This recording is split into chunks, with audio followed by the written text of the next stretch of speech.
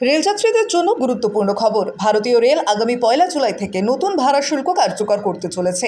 এই পরিবর্তন সাধারণ যাত্রীদের পাশাপাশি দীর্ঘ দূরত্ব ভ্রমণকারীদের পকেটে যে বেশ চাপ ফেলবে তা বলার অপেক্ষা রাখে না। তবে স্বস্তির বিষয় এই যে কিছু বিভাগে এখনও কোনো ভাড়া বৃদ্ধি করা হয়নি। রেলওয়ের নতুন ট্যারিফ অনুসারে সাধারণত দ্বিতীয় শ্রেণীতে 500 কিলোমিটার পর্যন্ত ভ্রমণের জন্য কোনো বৃদ্ধি করা হবে না ভাড়া। তবে 500 কিলোমিটারের বেশি ভ্রমণের ক্ষেত্রে যদি ভাড়া 1000 টাকার বেশি হয় তাহলে আপনাকে প্রতি কিলোমিটারে 50 পয়সা করে অতিরিক্ত দিতে হবে। এছাড়াও মেল বা এক্সপ্রেস ট্রেনে নন এসির ক্ষেত্রে ভ্রমণকারীদের এখন প্রতি কিলোমিটারে 1 পয়সা বেশি দিতে হবে।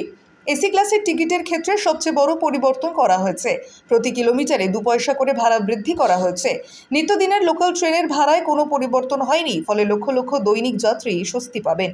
মাসিক সিজন টিকিটের দামও বাড়ানো হয়নি। রিপোর্ট অনুসারে জানা যাচ্ছে, এর আগে রেলওয়ে টিকিট বুকিংয়ের নিয়ম পরিবর্তন করার সিদ্ধান্ত নিয়েছিল। এখনও পর্যন্ত যদি আপনি ট্রেনের টিকিট বুক করেন তাহলে আপনার ভ্রমণের 4 ঘন্টা আগে আপনি জানতে পারবেন টিকিটটি নিশ্চিত হয়েছে কিনা। কিন্তু রেলওয়ে একটি নতুন সিস্টেম নিয়ে কাজ করছে। রেল জানিয়েছে যে নিশ্চিত আসনের চার্জ যাত্রার 24 ঘন্টার আগে প্রকাশ করা হবে এরপর থেকে। রেলওয়ে টিকিট বুকিংয়ের নতুন ব্যবস্থার প্রস্তুতি শুরু করেছে। এর জন্য পরীক্ষামূলক ব্যবস্থাও শুরু হয়েছে। 6 জুন থেকে রাজস্থানের বিকানের বিভাগে এই ব্যবস্থা কার্যকর করা হয়েছে। এটি একটি পাইলট হিসেবে শুরু করা হয়েছে বর্তমানে। তাই এই সিস্টেম একটি ট্রেনের মধ্যে সীমাবদ্ধ। বলা হচ্ছে যে এখনও পর্যন্ত এতে কোনো ধরনের সমস্যা হয়নি। আমরা প্রত্যেকেই জানি দীর্ঘদিন ভাড়া বাড়েনি ভারতীয় রেলের। কোভিড-19-এর পর থেকে রেলের ভাড়া বাড়ানো হয়নি, যদিও এবার সম্ভবত বাড়তে চলেছে রেলের ভাড়া।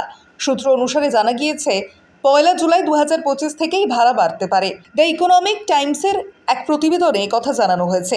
সূত্র অনুসারে ভাড়া বাড়বে AC, non AC, mail, express ট্রেনের। যদিও ভাড়া বাড়বে না সাবারবান ট্রেনের, বাড়বে না মান্থলির খরচও। সূত্র অনুসারে সাবারবান টিকিট এবং দ্বিতীয় শ্রেণীর টিকিটে 500 কিলোমিটার পর্যন্ত যাত্রার ক্ষেত্রে কোনো ভাড়া বাড়ানো হবে না। 500 কিলোমিটারের বেশি যাত্রাপথ হলে সেক্ষেত্রে ভাড়া বাড়বে পয়সার হিসেবে।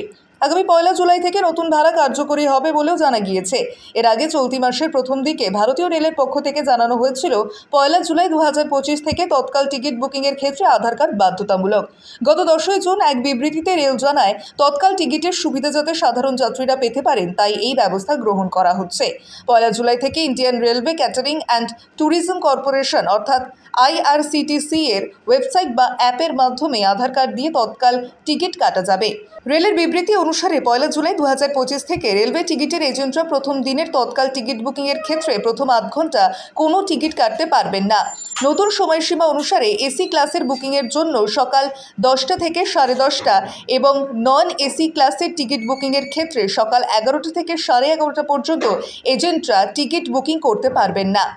এছাড়াও 15 জুলাই 2025 থেকে টিকিট বুকিংয়ের সময় নিরাপত্তার একটি অতিরিক্ত স্তর যুক্ত করা হবে। যাত্রীদের আধারের ভিত্তিতে ওটিপি যাচাই সম্পন্ন করতে হবে। বুকিংয়ের সময় রেজিস্ট্রিকৃত মোবাইল নম্বরে একটি ওটিপি পাঠানো হবে যা টিকিট বুকিংয়ের সময় দিতে হবে।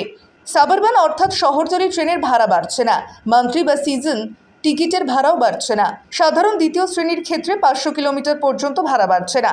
সাধারণত দ্বিতীয় শ্রেণীর ক্ষেত্রে 500 কিলোমিটারের বেশি দূরত্বের ক্ষেত্রে কিলোমিটার পিছু 8 পয়সা করে ভাড়া বাড়বে। মেল এবং এক্সপ্রেস অর্থাৎ নন এসি ট্রেনের ক্ষেত্রে কিলোমিটার প্রতি 1 পয়সা করে ভাড়া বাড়বে। এসি ক্লাসের ক্ষেত্রেও কিলোমিটার পিছু 2 পয়সা করে ভাড়া বাড়তে পারে।